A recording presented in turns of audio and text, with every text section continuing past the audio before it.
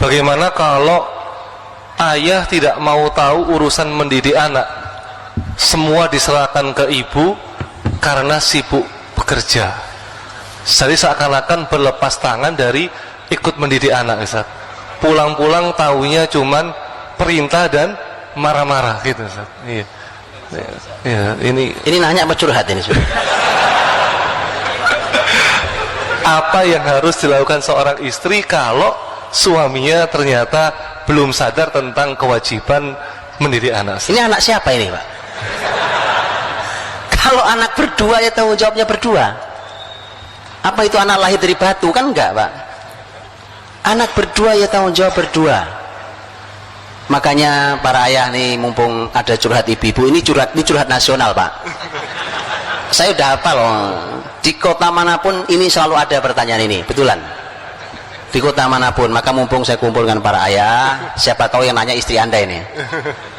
Atau siapapun lah, siapapun. Bahkan yang tidak bertanya, karena saya tahu ibu ini mewakili banyak ibu-ibu yang lain. Betul Ibu ya? Ibu-ibu senang banget itu.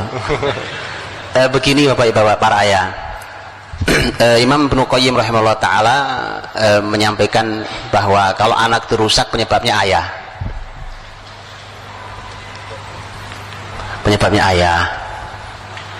Karena tadi Bapak Ibu, ayah itu punya qawamah, kepemimpinan.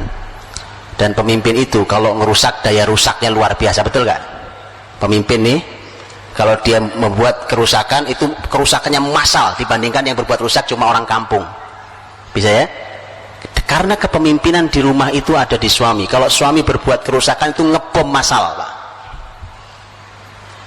Walaupun cuma sesaat dia melakukannya, tanpa dia sadari tadi. Dan perlu dipahami Bapak Ibu, bahwa anak kita ini aset dunia akhirat kita. Aset dunia akhirat kita.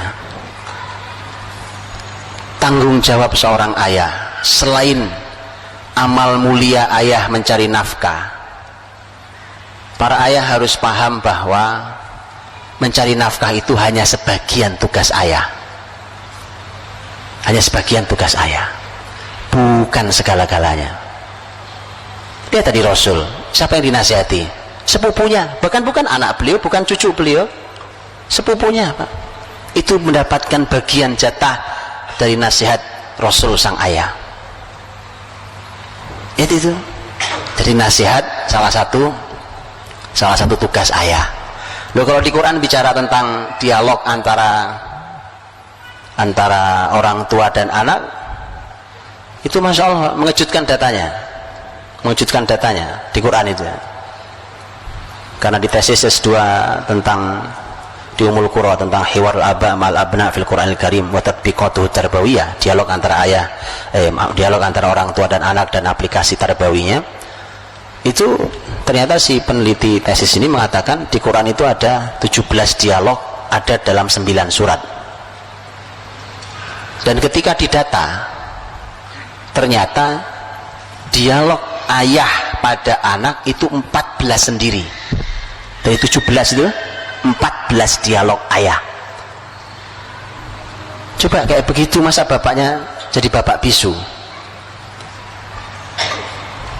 Begitu kan? Jadi jangan hanya marah-marah, Pak. Marah-marah itu nggak menyelesaikan masalah, kan? Masya Allah. Jadilah ayah yang mengagumkan. Mengagumkan itu nggak bisa direkayasa. Ketulusan seorang ayah menjadi ayah yang mengagumkan itu luar biasa. Dan itu memudahkan anak untuk tumbuh dengan baik. Kalau anak punya masalah, mudah sekali selesainya, karena dia punya sandaran yang mengagumkan. Maka para ayah ini, saya juga ayah dari anak-anak saya, maka begitu. Laki-laki memang punya tugas luar biasa sih. Kayak saya sekarang nih, Pak, kan? Saya baru pulang hari Rabu ini, dan Rabu berikutnya baru pulang. Ya biasa saja, ya kan? Tapi tadi ayah punya peran yang tidak boleh dilepaskan, bahkan di negeri jauh sekalipun. Dan Quran memberikan contoh itu. Jadi tidak benar kalau seorang ayah hanya tugasnya nyari nafkah, kemudian setelah itu tahu beres, udah aku udah nyari duit yang banyak, setelah itu urusan kamu. Tidak benar. Karena ternyata Quran saja ketika bicara dialog orang tua dan anak, justru banyakkan dipotret dialog ayah dengan anaknya. Wallahu a'lam.